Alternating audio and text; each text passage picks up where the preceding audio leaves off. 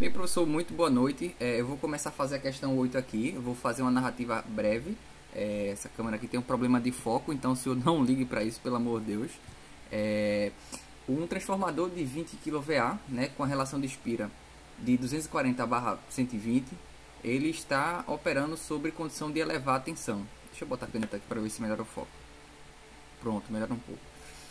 Ele dá admitância de magnetização, visto dos terminais de baixa tensão, né, como é feito de fato o ensaio, o transformador, e dá também a impedância equivalente referida ao lado de baixa tensão também.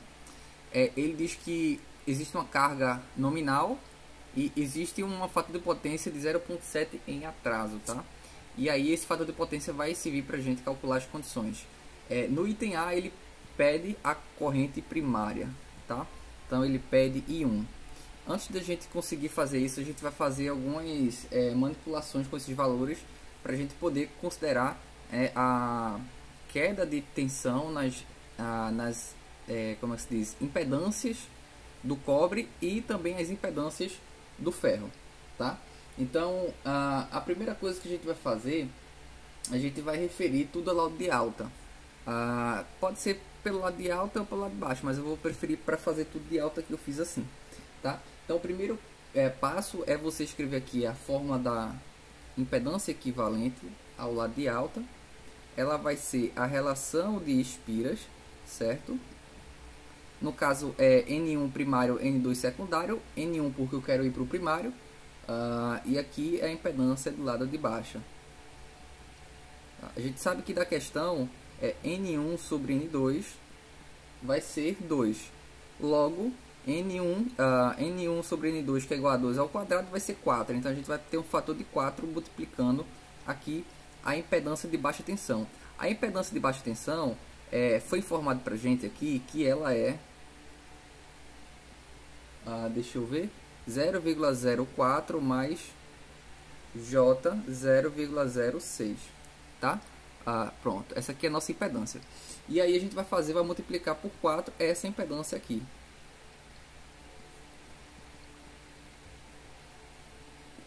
Fazendo as contas e convertendo essa impedância para a forma polar, a gente vai ter, só um momento aqui, professor, a gente vai ter essa expressão aqui.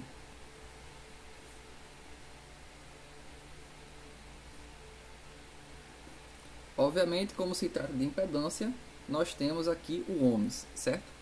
Então, o segundo passo agora vai ser levar em consideração a nossa impedância nominal do transformador. Para que isso? Para que a gente possa incluí-la nos nossos cálculos. Então, a impedância nominal do transformador, referida ao lado de alta tensão, ela vai ser dada pela tensão do lado de alta. Na verdade, o módulo RMS ao quadrado. Sobre a potência nominal do equipamento, que isso vai dar 240, que é a nossa tensão lá de alta, dividido por 20 vezes 10 a terceira, porque quilo é 10 a terceira. Então a gente vai ter aqui um valor de 2,88 ohms. Isso é o módulo, obviamente. Então a gente aqui, pulando um pouco para baixo, a gente vai agora fazer o cálculo do fator de potência nominal. Então a gente sabe que o fator de potência nominal, ele vai ser o fator de potência não, o ângulo nominal do fator de potência, ele é o cosseno a menos 1 do fator de potência. Então, nosso fator de potência é 0,7. Perfeito? Desculpa tá essa questão do foco, professor, porque aqui o celular, ele de fato tem esse probleminha. Mas, só um momento. Bem, professor, acho que agora a questão do foco vai melhorar porque eu coloquei aqui uma lanterna, né, na filmagem, na gravação. Então, prosseguindo no cálculo, a gente tem que o ângulo nominal, ele vai ser, obviamente, essa operação está em radiano. A gente agora vai fazer a conta e depois transformar. Fazendo essa conta, a gente descobre que para esse fator de potência, o ângulo de defasagem nominal é 45,57 graus. Perfeito. Depois disso, nós vamos pegar a impedância dada pela questão referida ao lado de baixa e vamos refleti-la ao lado de alta, tá? Então, para fazer isso, a gente vai pegar da mesma forma que a gente fez com a impedância equivalente das perdas no cobre, a gente vai fazer também para as perdas no núcleo. Então a gente sabe que da questão, eu vou chamar de y-φ, y admitância e φ do núcleo. A gente vai pegar o 0,12806 dado na questão e vai multiplicar pela relação de espiras ao quadrado para a gente conseguir refletir ao lado de alta tensão. Tá? Então fazendo essa conta a gente vai descobrir que referindo ao lado de alta a gente vai obter esse valor aqui. Obviamente, como a gente multiplicou por uma constante, a gente só vai ter a modificação do valor de módulo. O valor de defasagem permanece o mesmo. Então, a gente avançando no nosso problema, a gente agora tem, digamos, dados suficientes para fazer o redesenho da estrutura de conversão aqui, referida ao lado de alta. Se eu fosse fazer pelo lado de baixo, a gente referia pelo lado de baixo. Porém, como foi feito de alta, a gente vai ter esse desenho aqui esquemático. Então, redesenhando, a gente vai ter aqui a impedância equivalente do cobre, perfeito. Nós vamos ter a impedância equivalente aqui do núcleo, desculpa, a admitância do núcleo. E nós vamos ter aqui a impedância, deixa eu só endireitar o papel, nominal. Então, calma que a gente vai fazer todos os cálculos pertinentes a essas quantidades, perfeito? Então, professor, a gente vai colocar aqui os 0,028, né, ângulo 56,31, que são as perdas no cobre referidas ao lado de alta tensão, tá? Que foi dado na questão. Então, a gente vai colocar aqui, só um momento. Então, professor, a gente vai colocar aqui os 0,51, fase menos 66, né? E aqui a gente está em ohms a menos 1, ou seja, a admitância, a gente está em Siemens. E aqui a gente vai colocar a carga nominal do nosso sistema. Perfeito? Aqui eu vou contar na outra folha. Bem, professor, partindo aqui para a página 2, eu acabei de reescrever o circuito. Ele está um pouco rabiscado, porque aqui a gente tem um nível bem pequeno entre a folha e a mesa. Então, aqui a gente tem a impedância, né, da perda no cobre, a gente tem a admitância das perdas no núcleo, e a gente tem aqui a admitância da nossa carga nominal.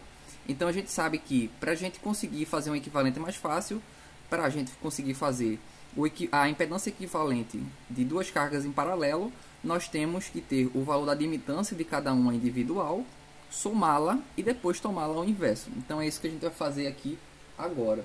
Então quando a gente soma essa impedância com essa, a gente vai ter um valor que essa impedância aqui eu vou chamar de admitância. A admitância equivalente vai ter esse valor. Basta a gente pegar uma calculadora e tomar a soma dessas duas grandezas. A gente vai ter aqui 0,39,51, tá? Ângulo menos 48,15 para a gente. E aí, para a gente achar a impedância agora, basta a gente tomar o inverso dessa grandeza.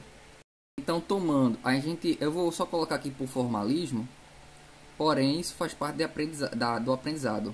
Então, a impedância equivalente vai ser a admitância equivalente por menos 1. E isso vai dar para a gente o valor de 2,53,4815. Perfeito? E a partir disso, a gente agora vai poder calcular a nossa corrente no primário. Por quê? Porque a gente tem as perdas no cobre, que vai ser de 0,028 por 56,31.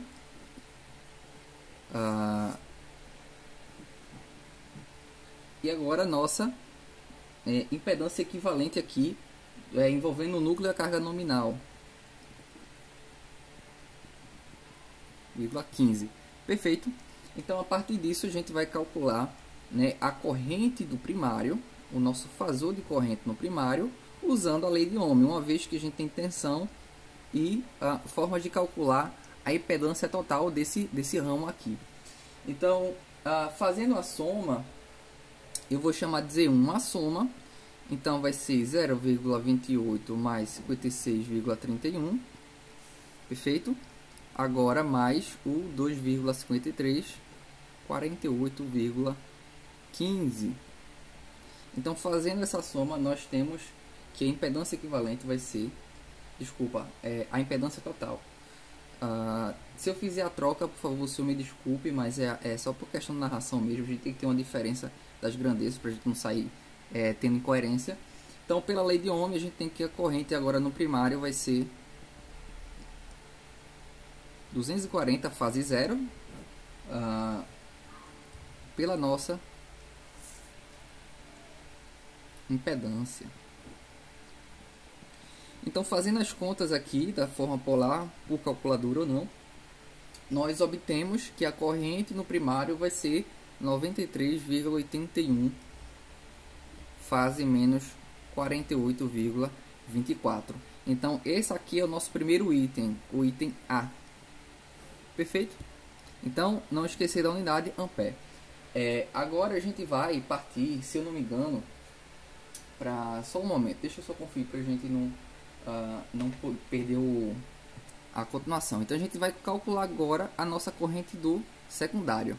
Lembrando que é um fasor, então eu faço questão de colocar esse chapéuzinho.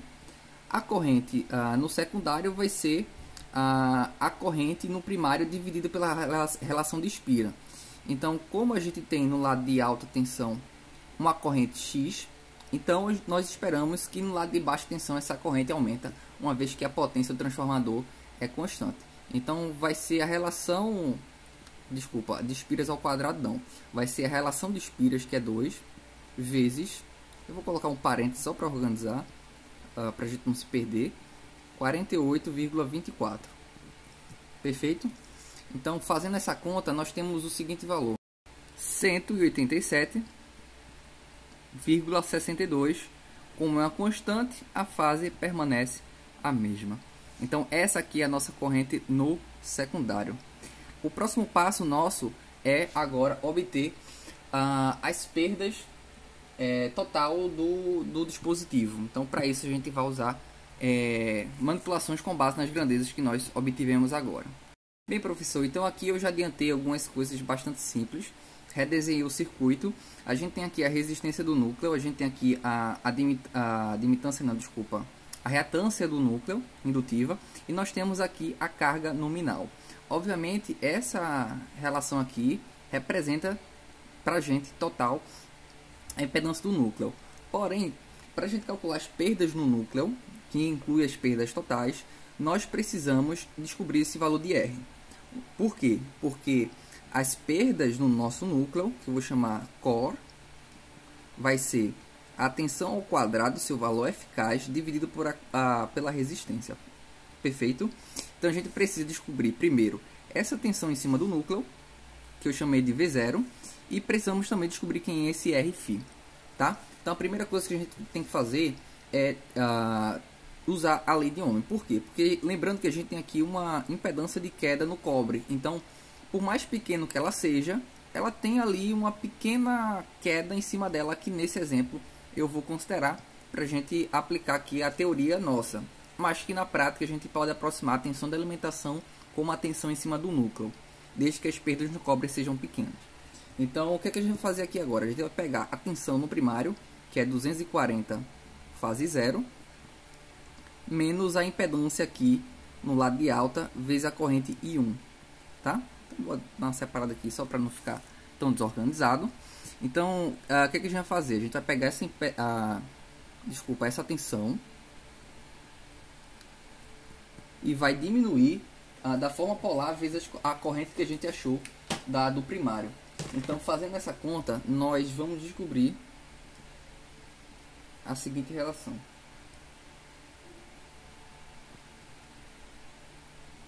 vezes, eu vou até separar aqui para não ficar desorganizado, vezes a nossa corrente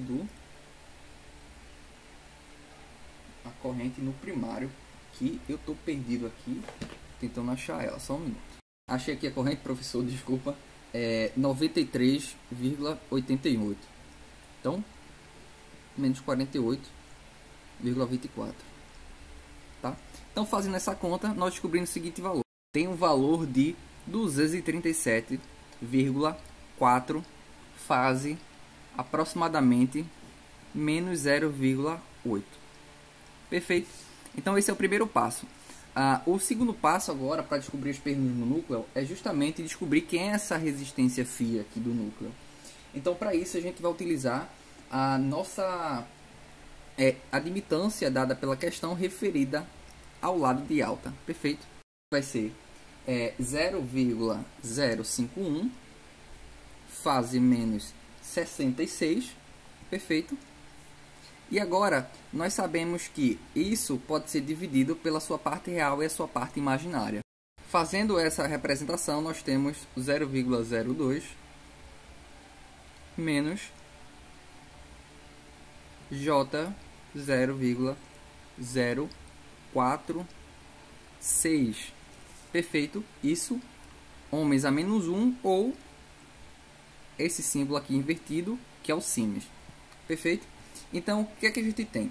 A gente tem que a admitância equivalente vai ser a soma das admitâncias do mesmo ramo.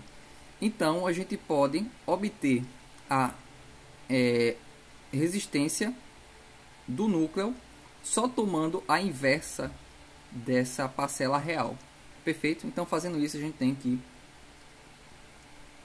vai ser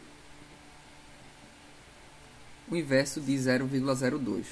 Então, fazendo essa conta, a gente tem que a resistência do núcleo ela é 50 ohms. Perfeito? Então, agora, continuando, uma vez que a gente achou a resistência equivalente e achou o valor da tensão eficaz, as perdas no núcleo vão ser V0 ao quadrado sobre Rφ, que vai ser 237,4 ao quadrado dividido por 50. E isso tem um resultado de 127,17 watts. Perfeito? Agora a gente vai descobrir as perdas no cobre. As perdas no cobre passam por um processo um pouco mais simples. Uma vez que a perda no cobre, que eu coloquei PQ, vai ser a resistência equivalente do ramo do cobre vezes o valor eficaz da corrente ao quadrado.